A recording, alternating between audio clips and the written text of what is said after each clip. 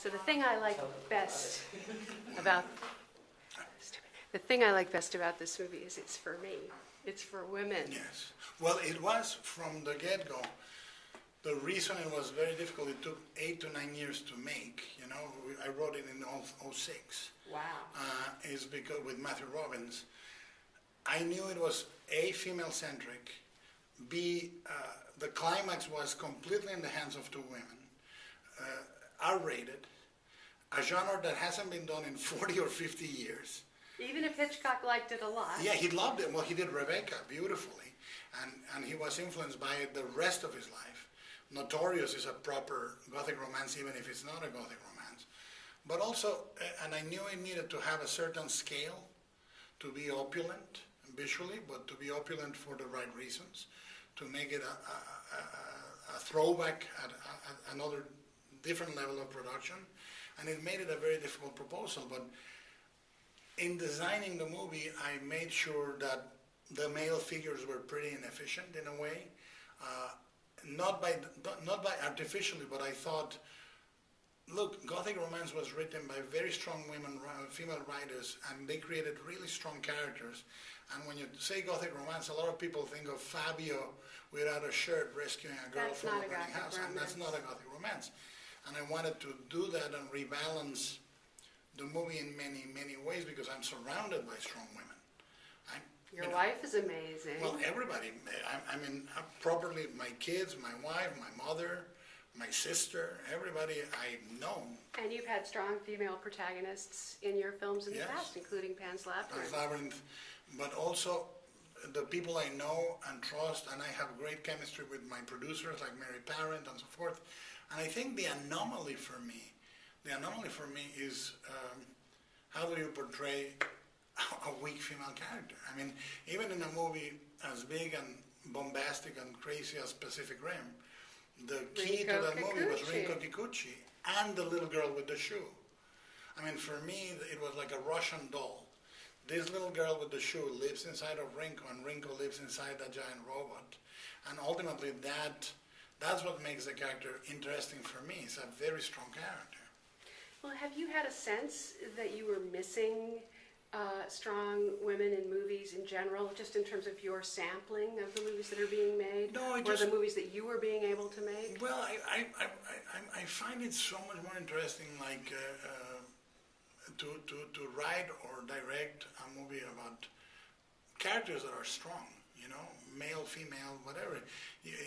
But in this particular genre, I thought the essence of Gothic romance depended on that. Right. I truly believe that. So I have to say, I was absolutely delighted by the casting of Tom Hiddleston. Mm-hmm. I am not alone, I find, in finding him to be one of the most delightful actors working today. And he's got this plummy British accent, and he's good looking, but he's a good actor. He's a really good actor, and what I wanted to do is, I mean, there are many things in the movie that go counter to the normal expectations. As we were saying, it's very shocking to see, especially for male audiences sometimes, it's shocking to see the two-hander at the end being two females. And to have a girl say to the guy, wait for me, I'm going to rescue you, trust me, as opposed to the guy telling the girl. And I think Tom brought a vulnerability and an intelligence, same as Jessica Chastain, that makes the bad guys go in reverse of what you expect as an audience, which is you expect to hate them more and more and more and more, and then when the ending comes, you want them dead. And I wanted to go in reverse. I wanted you to get an almost melancholic sense of, I understand them. Yeah. I mean, I may disapprove of them, they're doing horrible things, but I know why they're doing it, and Tom brought that vulnerability. The movie is, you promised that it would be gorgeous. Yes. And it is. I mean, this to me is your most fully realized visual movie so far. It must have been a pleasure. You have so much detail. Yes. And tell me how you found the people who you chose to be your collaborators, why you picked them. Well, you know, I mean, I think that the visuals of a movie, I always say, is not eye candy, it's eye protein. Because it needs to be nutritious in terms of story and character. not only is the movie gorgeous, but everything we do is character or story oriented in the visuals. And for that, I went to really old trusted friends like Dan Lauston, who did Mimic with me. That's a while ago. A while ago, but we had such a good time making that movie, him and I. The only difficulties were with the studio, but him and I, we got along like a house on fire. And I remembered, and I said, this is a movie for him because I wanted a very European sense of lighting. I wanted a single source lighting from a window that then you bounce, and you made it very painterly. Then Kate, Holly, and I started in The Hobbit. We designed the two Hobbits in terms of wardrobe, did pre-production on Pacific Rim and production on Pacific Rim. We started on Mountains of Madness, many, many things, and I love her dearly. And she understands that wardrobe is character, and wardrobe is a set. In a medium or a close-up, the wardrobe is the set. And then Tom Sanders is a guy I have admired since Coppola's Dracula. And I said, you know, Tom did that, or Private Ryan, and I thought there's a guy with a range, you know, and he could go sort of guerrilla style with Mel Gibson in The Jungle and Apocalypto. So I said, this is a guy that can do our budget, make it look twice as big. So we went into that partnership, and Tom is a real strong. Same as Kate. All of us would die to make the movie as beautiful as we can for a reason. When somebody says great cinematography, somebody's saying great production design, great wardrobe, great directing. When somebody says great wardrobe, they're saying great production design. It's a four-legged table that harmonizes only if all of you are in common. So one of the most important characters in this movie is the set of the house. Yes. And you built that. And you Yes. built it in a very specific way to allow the camera to move. Well, we built it. I knew what the lens was going to be, for example, when we were introducing the house for the first time. And I said to Tom, we were looking at a maquette, and I said to Tom, I think I need 10 meters more for the lens to be encompassing everything on 185. And we created a little antechamber that is just done for the lens. I knew where the cranes were going to be, where the dollies were, and so we made those walls mobile. But we wanted to make the movie feel handmade in a way that was almost a throwback to another era. You know, at the time when Gothic romance was Rebecca, or Robert Stevenson's Jane Eyre, or Dragonwyck, or you know, Wuthering Heights. Wuthering Heights with Laurence Olivier, which is the first movie I ever saw, and this construction of the house also obeyed the idea that this was not a set, it was a character. It was actually the real villain in the movie is the family, is the father, the absent father, and the terrible mother, which exists in a really funny portrait that I own, you know, because she cracks me up. But the fact is, then you think about the house as an actor. And you cannot have an actor that is not there to act with your other actors. So I said, we got to build it for real. We went to the largest stage in North America, Mega, on Pinewood, Toronto, and we built all 3.5 stories of it. Why does it have an open roof? The idea for me was twofold. I wanted to do an interior and exterior. I wanted, when we were inside, I wanted you to feel like a fairy tale, that you were outside, inside. And I thought the family had so much money and so much arrogance that they made this quadruple floor foyer, you know, a completely open, majestic, cathedral-like foyer, and they thought we'll always have money. But it's part of their decay and their crumbling that they never thought, okay, one day we'll need to repair it, you know, because you would need scaffoldings, entire crews of workers, and it's sort of this, for me, very symbolic act of sort of hubris, you know, that is now, the whole house is like a rotting body in the middle of a place, you know. And the snow is actually, and the leaves are falling right inside. And that wood is soft. She lands and breaks the wood. I mean, it was. I wanted the house to be organic and to decay. And you actually had this red clay as part of your oozing concept coming up through the floor. One of the things that I find fascinating about you is the idea that you're this sort of cauldron of creativity. And if you could describe for me a little bit, like, when did that image come to you of the red clay? Well, it came with the ghosts. You know, the clay I saw as a child in Mexico, in an area called Michoacan. There is a very, very red soil. And then in Moscow, the first prize in the Moscow Film Festival, the Lifetime Achievement Award, was a figure done in red clay. And I saw the trophy, and they said to me, "This is the real color of the clay. It's blood red." And I did mental note. And then when I was color coding the movie, I knew that America would be gold. I know that the old world would be cyan and blue, because in a very Henry Jamesian way, I wanted that clash between America and the old world. And then Henry James says about Gothic romance, he says, ghosts represent the past in a Gothic romance that impedes us to face the future. And I thought, okay, I'm going to take red completely out of the movie, except with Lucille, the ghosts, the clay, and the blood. And that gave me a very clean visual through line for the movie, and we obeyed it religiously. You know, I studied things like El Gato Pardo and Barry Lyndon for lighting and fabric harmony, and we created really a movie with movements. The movement in gold, the movement in blue, the notes in red, and a movement in white at the end. So it really makes it very musical, sort of melodic for me, and it's very, very easy to code it like that. So in the technical aspects of achieving the look of the exterior with the snow and the red and the footprints and all of that, how did you achieve that? Well, it was very difficult because obviously we were shooting in sub-zero temperatures on the exterior, so the final exterior is an interior. And what I did is we layered it so that we had fall back into the fog very quickly, so it became a limbo.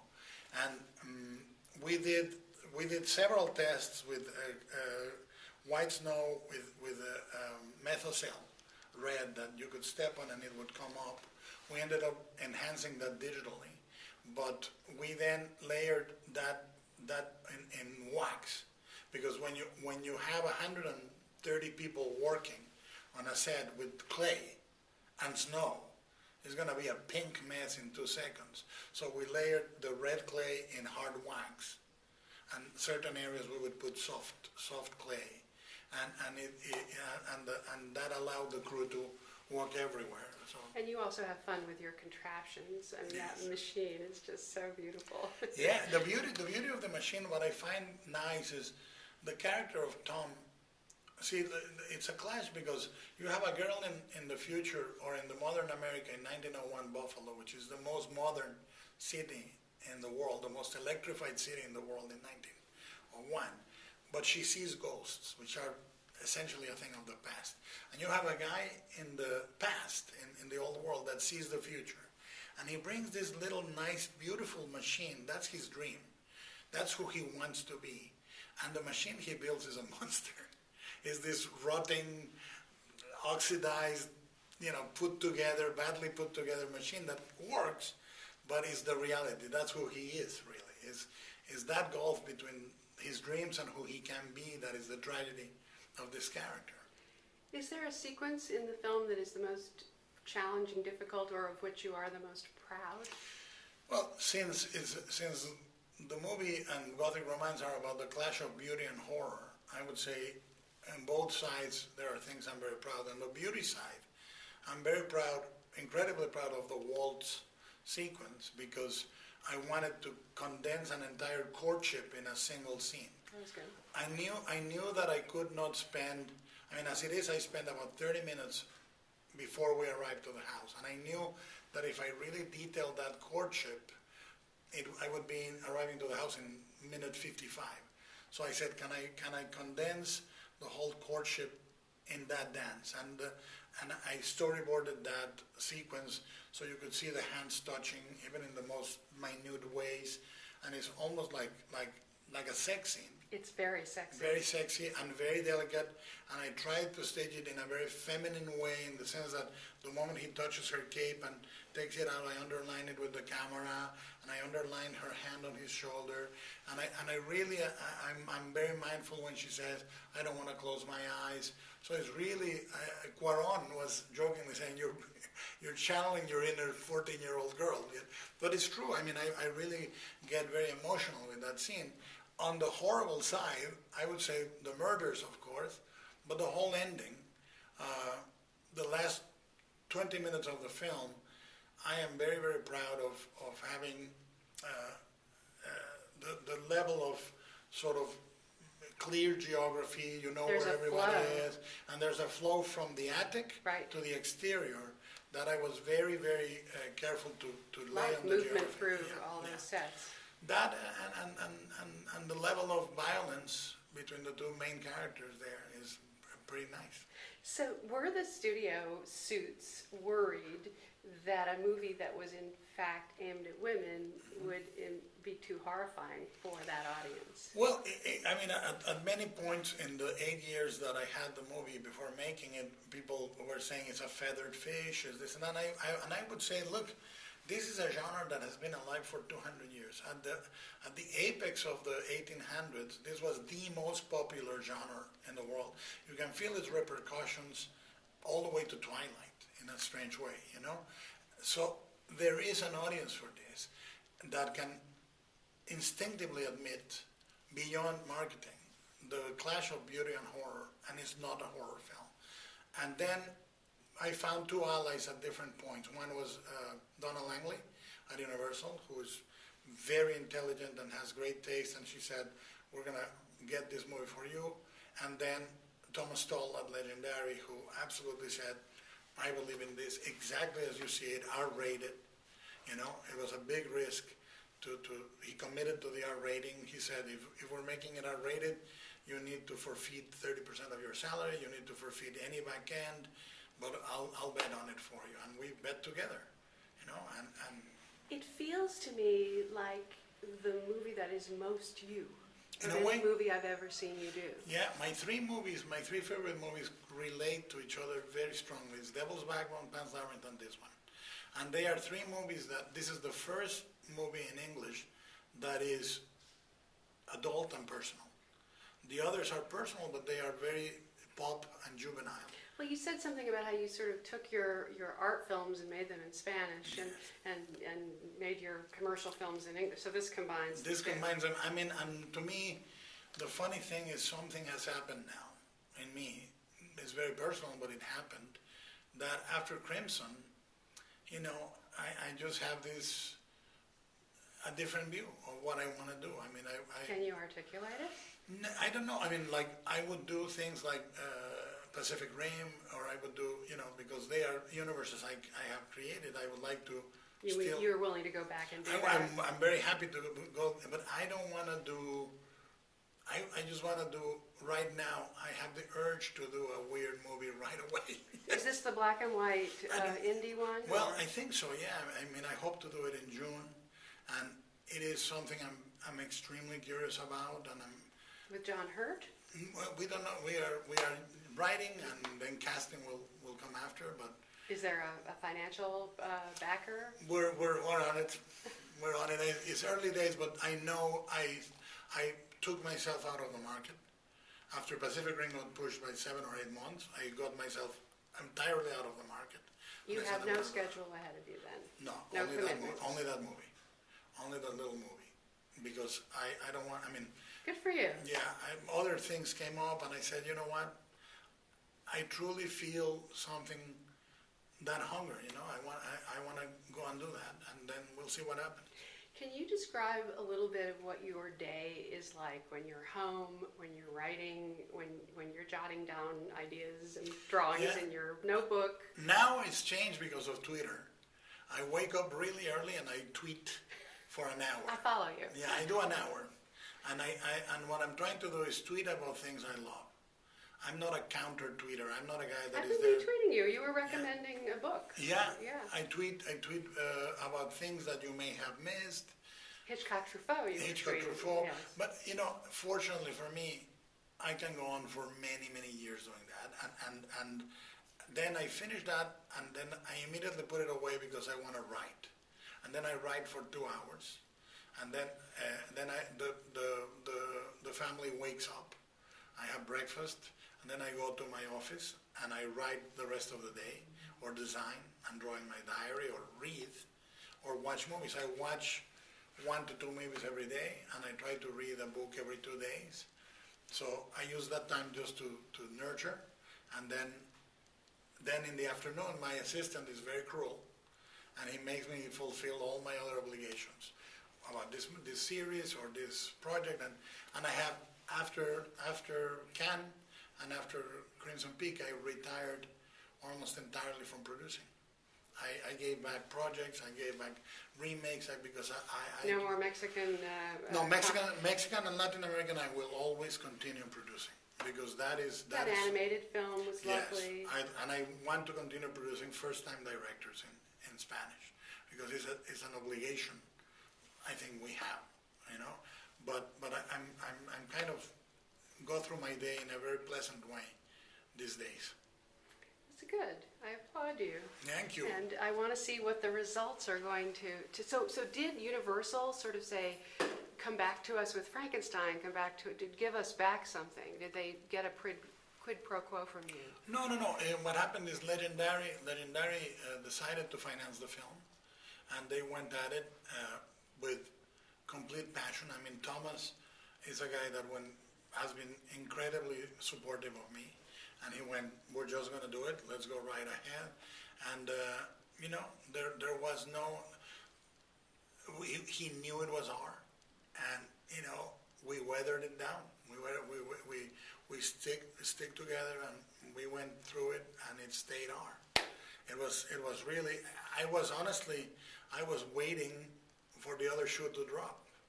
And the conversation did happen. He said, look, the movie would probably reach a much larger audience at PG-13. What do you think? I said, I don't think there's a way in hell.